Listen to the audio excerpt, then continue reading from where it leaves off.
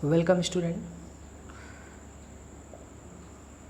आज हम स्टडी करेंगे सेल चैप्टर के नेक्स्ट पार्ट को। और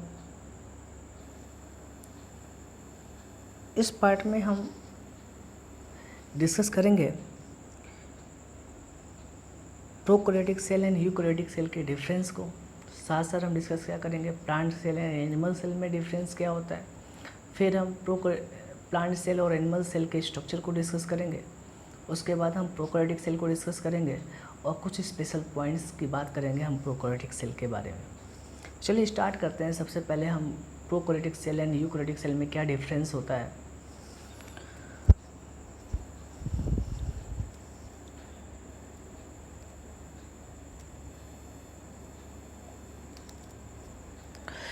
देखो, अगर हम prokaryotic cell and eukaryotic cell की डिफरेंस की बात करें तो देखो, हम सबसे पहले बात करेंगे प्रोकैरियोटिक सेल की।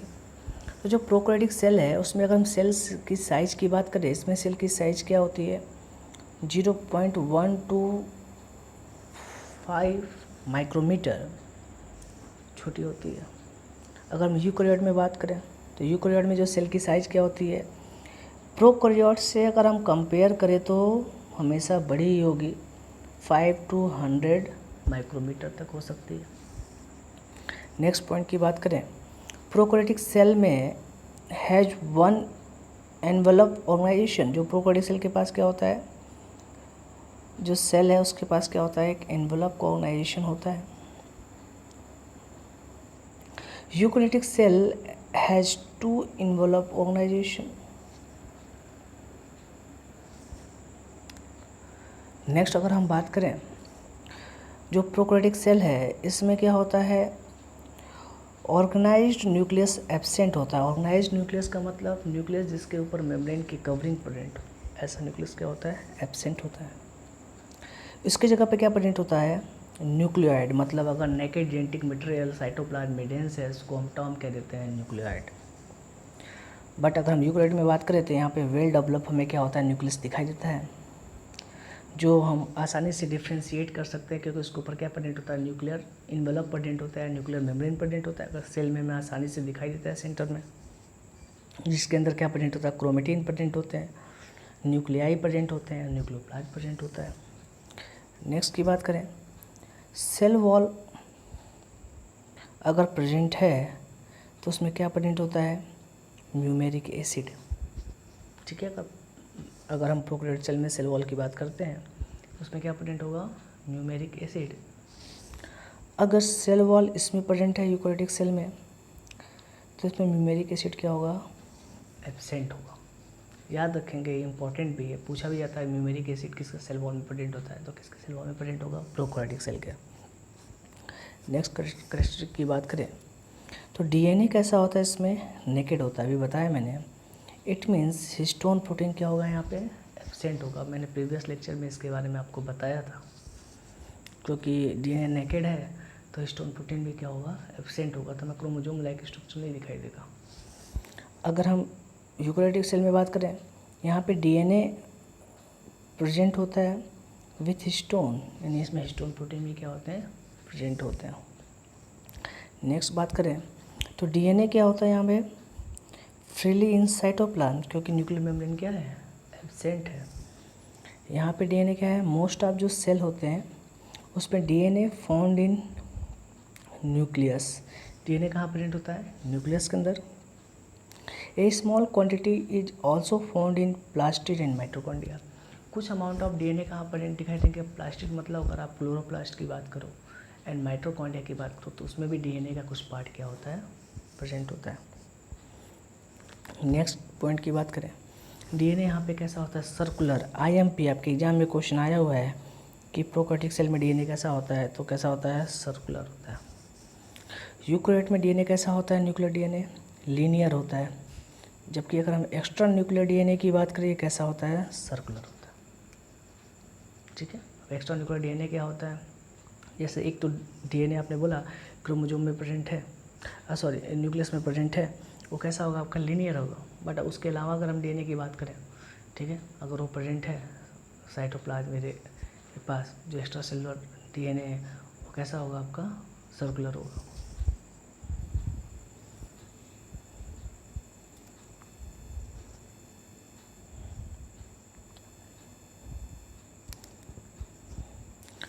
चलो नेक्स्ट अगर हम बात करें कैरेक्टरिस्टिक फीचर की, जो transcription and translation take place in cytoplasm. अब देखो थोड़ा सा हमें यहाँ डिफरेंस दे रखा है, तो सारे डिफरेंस इसमें मेंशन कर रखे हैं, बट अभी आप लोग 9th में इतने डिटेल नहीं आपने पढ़ा है सेल के बारे में, पर थोड़ा सा मैं इसको एक्सप्लेन करता हूँ। बाद में ऑलरेडी जब आप जैसे जैसे चैप्टर पढ़ोगे वैसे वैसे सारे टर्म आपको वेल डिटेल स्टडी कराया जाएगा। फिलहाल बता देता हूँ, ट्रांसक्रिप्शन का मतलब होता है डीएनए से मैसेंजर आरएनए का फॉर्मेशन, एंड ट्रांसलेशन का मतलब क्या होता है, मैसेंजर आरएनए से आगे जाके प्रोटीन का फॉर्मेशन। ठीक है, तो ट्रांसक्रिप्शन मतलब मैसेंजर आरएनए का फॉर्मेशन एंड ट्रांसलेशन मतलब प्रोटीन का फॉर्मेशन। ये दोनों कहाँ प्लेस होते हैं, यहाँ पे साइटोप्लाज्म। ठीक है, यहाँ पे क्या होता है यूकेरियोट में, ट्रांसक्रिप्शन कहाँ चलता है, न्यूक्लियस में, क्योंकि डीएनए कहाँ प्रेजेंट होता है, न्यूक्लियस। वाइल ट्रांसलेशन कहाँ चलता है, साइटोप्लाज्म में। याद रखने, आपके डिफरेंस तो पूछे जाते हैं आपके एग्जाम में कि ट्रांसक्रिप्शन मतलब क्या बताया मैंने, डीएनए से मैसेंजर आरएनए का फॉर्मेशन, और ट्रांसलेशन का मतलब क्या बताया, मैसेंजर आरएनए से प्रोटीन का फॉर्मेशन। ये दोनों कहाँ चलेंगे आपके प्रोकैरियोट में, साइटोप्लाज्म में। अगर हम यूकेरियोट में बात करें तो ट्रांसक्रिप्शन कहाँ चलेगा, न्यूक्लियस में, और ट्रांसलेशन कहाँ चलेगा, आपके साइटोप्लाज्म में। चलो नेक्स्ट डिफरेंस की बात करें, यहाँ पे हमें साइटोप्लाज्म में साइक्लोसिस मतलब बोलते हो साइटोप्लाज्मिक स्ट्रीमिंग देखने को नहीं मिलता, मूवमेंट देखने को नहीं मिलता। यहाँ पे साइटोप्लाज्म में हमें साइक्लोसिस देखने को मिलता है, मूवमेंट वेरे वो हम आगे अभी पढ़ेंगे कि करके। 10 नंबर की बात करें, बोला कि जो मेम्ब्रेन बॉन्ड ऑर्गेनेल है जैसे mitochondria, Golgi apparatus, endoplasmic reticulum, lysosomes and other microbodies, ये क्या होते हैं, एब्सेंट होते हैं किसमें, प्रोकैरियोट में। ओवरऑली बात करें तो सारे सेल बॉन्डेड ऑर्गेनेल क्या होते हैं, प्रोकैरियोटिक सेल में क्या होते हैं, एब्सेंट होते हैं। यूकैरियोटिक सेल में क्या होते हैं, प्रेजेंट होते हैं। ठीक है, चलो अगर नेक्स्ट कैरेक्टरिस्टिक की बात करें, बोला जो माइक्रोट्यूब्यूल्स एंड माइक्रोफिलामेंट जनरली क्या होते हैं, एब्सेंट होते हैं। ठीक है, यहाँ पे माइक्रोट्यूब्यूल एंड माइक्रोफिलामेंट क्या होते हैं, प्रेजेंट होते हैं। साइटोस्केलेटन, इसको हम टर्म आगे पढ़ेंगे, साइटोस्केलेटन सेल को रिजिडिटी देता है, तो microtubule and microfilament generally eukaryotic cell में प्रेजेंट होते हैं, प्रोकैरियोटिक सेल में क्या होते हैं, एब्सेंट होते हैं। चलो नेक्स्ट कैरेक्टरिस्टिक की बात करें, यहाँ पे गैमीट फॉर्म नहीं होता सिंस सेक्सुअल रिप्रोडक्शन और मियोसिस दोनों क्या होते हैं, एब्सेंट होते हैं। जनरली मियोसिस किसमें होता है, आप बोलते हो कि मियोसिस से हैप्लॉइड सेल बनते हैं। ठीक है, अब बोलते हो कि गैमीट फॉर्म नहीं होता, यानी यहाँ पे कैसा होगा, एसेक्सुअल रिप्रोडक्शन होगा। ठीक है, सेक्सुअल रिप्रोडक्शन यहाँ पे क्या होगा, एब्सेंट होगा, क्योंकि सेक्सुअल रिप्रोडक्शन में क्या होता है, गैमीट फॉर्मेशन होता है, गैमीट का फ्यूजन होता है। ठीक है, यहाँ पे क्या होता है, गैमीट फॉर्मेशन भी होता है, और यहाँ पे मियोसिस भी होगा, और सेक्सुअल रिप्रोडक्शन भी देखने को मिलता है, किसमें, यूकैरियोट में। अगर नेक्स्ट बात करो कैरेक्टरिस्टिक फीचर की प्रोकैरियोट एंड यूकैरियोट की डिफरेंस में, तो देखो अगर हम बात करें spindle apparatus is not form during division.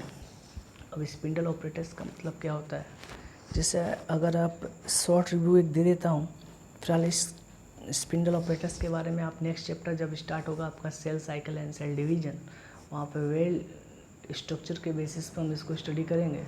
पर फिर भी जैसे आपने बोला ये सेल है, तो सबसे पहले क्या होता है, सेल डिवीजन में न्यूक्लियर डिवीजन होता है, यानी अगर आपने बोला ये न्यूक्लियस है तो सबसे पहले क्या होगा, न्यूक्लियस क्या होगा, स्प्लिट होगा।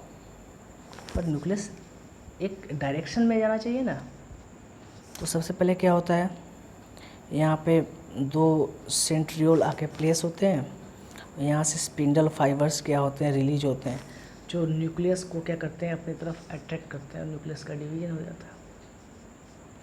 ठीक है, न्यूक्लियस ओवरऑल आप बात करो कि जो आप डीएनए की बात करते हो, या आप बोल सकते हो क्रोमोजोम की बात करते हो। ठीक है, तो यहाँ तो मैंने शॉर्ट रिव्यू के लिए आपको बताया कि सेल है, सेल में न्यूक्लियस है, न्यूक्लियस में क्या प्रेजेंट होगा, क्रोमोजोम प्रेजेंट होगा। ठीक है, तो क्रोमोजोम का सेपरेशन होता है 2 अपोजिट पोल पे, तो जब क्रोमोजोम का 2 अपोजिट पोल पे सेपरेशन होता है तो किसके थ्रू होता है, इनके बीच में क्या प्रेजेंट होता है, दोनों पोल से क्या फॉर्म होता है, स्पिंडल फाइबर्स फॉर्म होते हैं। ठीक है, स्पिंडल फाइबर से क्या होते हैं, ऑपोजिट पोल पे क्या करते हैं, दोनों क्रोमोजोम यानी क्रोमोजोम के पार्ट को अट्रैक्ट करते हैं और फिर आगे जाके हम बोलते हैं कि न्यूक्लियर डिवीजन होता है। ठीक है, पर ये सब स्ट्रक्चर जो भी मैं बता रहा हूँ ये सब किस में हमें दिखाई देता है, यूकैरियोटिक सेल। ठीक है, तो स्पिंडल फाइबर या स्पिंडल अपरेटस अभी आप याद रखिए, मतलब हम सेल डिवीजन में बात करते हैं तो स्पिंडल अपरेटस फॉर्म होता है जिसके थ्रू क्या होते हैं, क्रोमोजोम स्प्लिट किए जाते हैं अपोजिट पोल पे। ठीक है, ये यहाँ हमें दिखाई देता है यूकैरियोट में, और प्रोकैरियोट में क्या होता है, ये एब्सेंट होता है। ठीक है, तो प्रोकैरियोट में एब्सेंट होगा, यूकैरियोट में क्या होगा, प्रेजेंट होगा। अब इसका वेल डिटेल स्ट्रक्चर हम पढ़ेंगे नेक्स्ट चैप्टर, जब cell cycle and cell division start होगा तो वहाँ पे आपको बताया जाएगा। फिलहाल बोर्ड में आपने इसको देखा होगा, जब हम नीट पढ़ेंगे तो और डिटेल इसको क्या करेंगे, स्टडी करेंगे। नेक्स्ट अगर बात करें डिफरेंस की, तो जो 70 टाइप राइबोसोम है वो किस में प्रेजेंट होता है, प्रोकैरियोटिक सेल में। एस क्या है वो अभी आगे बताया जाएगा राइबोसोम में। वैसे इसको बोलते हैं सेंडिमेंट कोफिशिएंट। ठीक है, जो मास एंड डेंसिटी को बताता है राइबोसोम के। तो 70S राइबोसोम किस में प्रेजेंट होता है, प्रोकैरियोट में, और यूकैरियोट में क्या प्रेजेंट होता है, 80S टाइप। जबकि 70S टाइप भी प्रेजेंट होता है राइबोसोम यूकैरियोट में, पर वो कहाँ प्रेजेंट होता है, माइटोकॉन्ड्रिया और प्लास्टिड में, मतलब क्लोरोप्लास्ट में। क्लोरोप्लास्ट और माइटोकॉन्ड्रिया में बात करें तो वहाँ पे हमें राइबोसोम भी दिखाई देते हैं डीएनए के जैसे। तो जैसे डीएनए भी आपने पढ़ा कि एक्स्ट्रासेलुलर डीएनए प्रेजेंट होता है प्लास्टिड एंड माइटोकॉन्ड्रिया में, वैसे राइबोसोम भी प्रेजेंट होता है माइटोकॉन्ड्रिया और प्लास्टिड में, पर वहाँ पे कैसा होता है, वो 70S टाइप। नेक्स्ट जो सेंट्रियोल क्या होता है, एब्सेंट होता है, क्योंकि अभी मैंने बोला ना सेंट्रियोल मेनली क्या होता है, पोल फॉर्मेशन का काम करता है। वो तो प्रोकैरियोट में वैसे ही क्या होता है, एब्सेंट होता है। यूकैरियोट में क्या होता है, सेंट्रियोल प्रेजेंट होता है किसमें, एनिमल में, और कहाँ प्रेजेंट होता है, लोअर प्लांट में। अगर हायर प्लांट में अगर बात करो तो वहाँ पे क्या होगा, एब्सेंट होगा। हायर प्लांट में कौन आएंगे, एंजियोस्पर्म, जिम्नोस्पर्म। नेक्स्ट अगर हम बात करें डिफरेंस की, इसका एग्जांपल क्या है आपका, बैक्टीरिया, साइनोबैक्टीरिया, माइकोप्लाज्मा, ये सारे क्या है, प्रोकैरियोट में आते हैं। इनमें एग्जांपल की बात करें तो प्रोटिस्ट है, फंगस है, प्लांट है, एनिमल है, सारे किस में आते हैं, आपके यूकैरियोट में आते हैं। तो एक कुछ डिफरेंस है, और आपके बता दूं तो इन डिफरेंस से भी आपके एग्ज़ाम में क्वेश्चन आते हैं, और इसमें कुछ टर्म हैं ऐसे कि जो अभी आप फर्स्ट टाइम सुन रहे होगे, बट फिलहाल हमें डिफरेंस के बेसिस पे इसको भी पढ़ना है। और ये सारे टर्म आपके जैसे जैसे लेक्चर आगे आते जाएंगे, ये सारे टर्म आपको एक्सप्लेन किए जाएंगे वेल डिटेल्ड स्ट्रक्चर के बेसिस पे। तो फिलहाल अभी आप डिफरेंस याद रखेंगे। नेक्स्ट इसके बाद जो हम पढ़ेंगे आगे, वो डिफरेंस क्या पढ़ेंगे हम, plant cell and animal cell का। तो देखो, अगर हम प्लांट सेल और एनिमल सेल में डिफरेंस पढ़ें तो पहले अगर हम प्लांट सेल से स्टार्ट करें तो प्लांट सेल के पास क्या होता है, एक रिजिड सेल वॉल होता है जो कहाँ प्रेजेंट होता है, आउटसाइड, मतलब सबसे बाहर प्रेजेंट होता है। ठीक है, एनिमल सेल में सेल वॉल क्या होता है, एब्सेंट होता है। ठीक है, तो वहाँ पे सबसे बाहर की कवरिंग क्या होगी, आपकी सिर्फ सेल मेम्ब्रेन होगी। सेकेंड, प्लास्टिड की बात करें तो प्लास्टिड कहाँ प्रेजेंट होते हैं, प्लांट सेल में। एनिमल सेल में प्लास्टिड क्या होते हैं, एब्सेंट होते हैं। थर्ड की बात करें, एक मैच्योर अगर सेल की बात करें प्लांट सेल की, तो उसमें क्या होता है, एक उसके सेंटर में क्या प्रेजेंट होगा, एक लार्ज वैक्यूल प्रेजेंट होगा। आप कभी भी मैच्योर प्लांट सेल को माइक्रोस्कोप में स्टडी करोगे तो उसके सेंटर में क्या दिखाई देगा, एक लार्ज वैक्यूल दिखाई देगा। तो उसी के बेसिस पे आप पता कर सकते हो कि ये प्लांट सेल है। फिलहाल सेल वॉल से भी तो पता चल जाएगा कि उसके बाहर सेल वॉल की कवरिंग प्रेजेंट होगी, पर फिर भी अगर आप सेल वॉल पे अगर मेंशन ना करो तो उस किसी भी मैच्योर सेल प्लांट सेल के सेंटर में क्या प्रेजेंट होगा, एक लार्ज वैक्यूल प्रेजेंट होता है। एनिमल सेल में क्या होता है, वैक्यूल तो प्रेजेंट होते हैं, पर क्या होते हैं, बहुत छोटे छोटे बहुत सारे वैक्यूल क्या होते हैं, प्रेजेंट होते हैं। Nucleus lie one side in the peripheral cytoplasm due to central vacuole. फिर से याद रखिए, अभी आपने क्या पढ़ा, प्लांट सेल में सेंटर में क्या प्रेजेंट होगा, एक लार्ज वैक्यूल प्रेजेंट होगा, जिसके बेसिस पे न्यूक्लियस कहाँ ट्रांसफ़र होगा, मेम्ब्रेन के साइड में या उसके पेरिफेरी के साइड पे। अभी हम स्ट्रक्चर भी डिस्कस करेंगे, तो ये जो भी अभी आप टर्म पढ़ रहे हो वो अपने स्ट्रक्चर के बेसिस पे भी डिस्कस करेंगे। तो फिलहाल पहले डिफरेंस देख लेते हैं, फिर हम इसको स्ट्रक्चर के बारे में डिस्कस करेंगे। पर यहाँ पे तो देखो सेंट्रल वैक्यूल तो लार्ज प्रेजेंट नहीं होता, तो यहाँ पे न्यूक्लियस कहाँ प्रेजेंट होता है? सेंटर में। आपके एग्जाम में क्वेश्चन भी आया है कि अगर animal cell and plant cell की बात करें तो न्यूक्लियस की पोजीशन की बात करें तो एनिमल सेल में न्यूक्लियस कहाँ प्रेजेंट होगा? सेंटर, क्योंकि यहाँ पे लार्ज सेंट्रल वैक्यूल क्या होता है? एब्सेंट होता है। यहाँ पे स्मॉल वैक्यूल प्रेजेंट होते हैं साइटोप्लाज्म में। पर प्लांट सेल में क्या होगा? एक लार्ज सेंट्रल वैक्यूल प्रेजेंट होगा सेंटर में, तो न्यूक्लियस प्लेस कहाँ होगा? पेरीफेरी की तरफ। कहाँ पेरीफेरी? मतलब मेम्ब्रेन की तरफ। यहाँ पे सेंट्रियोल जनरली क्या होते हैं? प्लांट में एब्सेंट होते हैं, और एनिमल सेल में सेंट्रियोल क्या होते हैं? प्रेजेंट होते हैं। ठीक है, जो सेल डिवीजन में पार्टिसिपेट करते हैं। स्पिंडल अपरेटस फॉर्म होता है कब? जब न्यूक्लियर का डिवीजन होता है। ठीक है, एनेस्ट्रल मतलब एस्ट्रोलेज का फॉर्मेशन यहाँ पे हमें देखने को नहीं मिलता। ठीक है, यहाँ पे स्पिंडल फॉर्म होते हैं एम्फी एस्ट्रल मतलब दोनों साइड से। ठीक है, अब फिर स्पिंडल ऑपरेटर्स की बात आई तो मैंने भी बताया आपको, स्पिंडल ऑपरेटर्स जनरली हम जब न्यूक्लियर डिवीजन की बात करते हैं, क्रोमोसोम की सेपरेशन की बात करते हैं, तो दोनों पोल से क्या होते हैं? माइक्रोट्यूबुल माइक्रोफिलामेंट्स जो हैं वो क्या होते हैं? स्पिंडल ऑपरेटर्स वगैरह फॉर्म करते हैं, वहाँ से क्या होता है? क्रोमोसोम का सेपरेशन हमें देखने को मिलता है। ठीक है, तो फिलहाल स्पिंडल ऑपरेटर्स तो प्रेजेंट होता है, तो बस सेंट्रियोल क्या होता है? प्लांट में एब्सेंट होता है, एनिमल सेल में प्रेजेंट होता है। चलो 7 नेक्स्ट बात है, Golgi operators consist number of distinct unconnected unit called क्यूसोम। ठीक है, अब गोल्जी ऑपरेटर्स यहाँ पे क्या होता है? कई सारे क्या होते हैं? नंबर में प्रेजेंट होता है और एक दूसरे से क्या होते हैं? कनेक्टेड नहीं होते, उसको हम टर्म क्या देते हैं? डिक्टियोसोम। और यहाँ पे गोल्जी ऑपरेटर्स क्या होता है? आइदर लोकलाइज्ड या डिफ्यूज्ड कंजिस्ट ए वेल कनेक्टेड सिंगल कॉम्प्लेक्स। यहाँ पे जितने भी गोल्जी कॉम्प्लेक्स के आप बोलोगे ना, जो वेसिकल्स हैं, इस जो आप बोलते हो ट्यूब्यूल्स है, और फिर अगर बात आप करो जो गोल्जी ऑपरेटर्स में सिस्टर्नी है, जो अभी आप देखोगे आगे स्ट्रक्चर में, तो ये सिस्टर्नी सारे क्या होते हैं? एक वेल लोकलाइज्ड होते हैं, एक जगह पे हमें दिखाई देते हैं, और सारे क्या होते हैं? इससे कनेक्टेड होते हैं। प्लांट सेल में प्रेजेंट तो होता है सिस्टर्नी वेरे बहुत सारे नंबर में, पर एक क्या होते हैं? दूसरे से कनेक्टेड नहीं होता। ठीक है, तो ये मिसप्लेस भी हो सकते हैं, एक जगह से दूसरी जगह भी प्रेजेंट हो सकता है। और एनिमल सेल में क्या होता है? एक जगह ही प्रेजेंट होता है। चलो नेक्स्ट, इसके बाद अगर हम बात करें रिजर्व फूड की, तो प्लांट सेल में जनरली रिजर्व फूड क्या होता है? स्टार्च एंड फैट होता है। IMP याद रखेंगे। एनिमल सेल में अगर रिजर्व फूड की बात करें तो यहाँ पे क्या होता है? ग्लाइकोजन एंड फैट होता है, ये भी आपको याद रखना है। जो एग्जिट सेल की बात करें तो एक प्लांट सेल दूसरे प्लांट सेल के साथ कनेक्ट होता है। ठीक है, तो कनेक्ट किसके थ्रू होता है? प्लाज्मोडेस्माटा के थ्रू। अभी हम स्ट्रक्चर में देखेंगे इसको। अगर हम एनिमल सेल की बात करें, एनिमल सेल में दो सेल एक दूसरे से कनेक्टेड किसके थ्रू होते हैं? सेल जंक्शन के थ्रू। हम आगे भी क्लास में जब नेक्स्ट लेक्चर हम पढ़ेंगे तो वहाँ पे हम सेल जंक्शन के बारे में पढ़ेंगे। डिफरेंट टाइप्स के जंक्शन फॉर्म होते हैं, gap junction, tight junction, adhere junction. ठीक है, तो डिफरेंट टाइप्स के जंक्शन बनते हैं सेल के बीच में।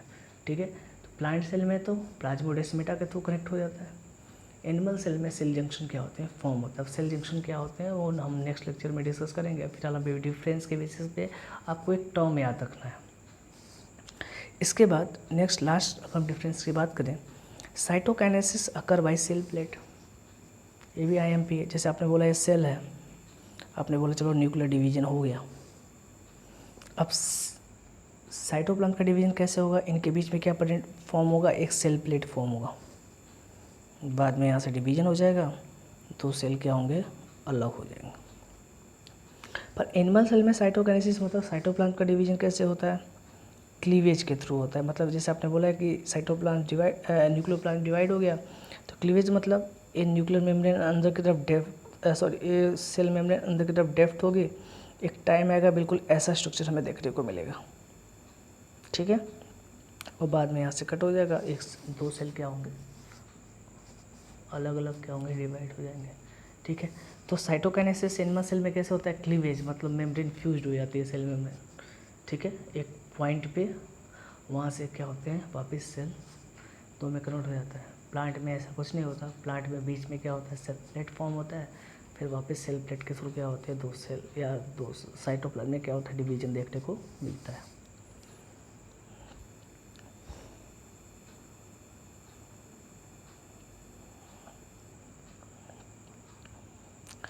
अब इसके बाद हम नेक्स्ट लेक्चर में हम डिस्कस करेंगे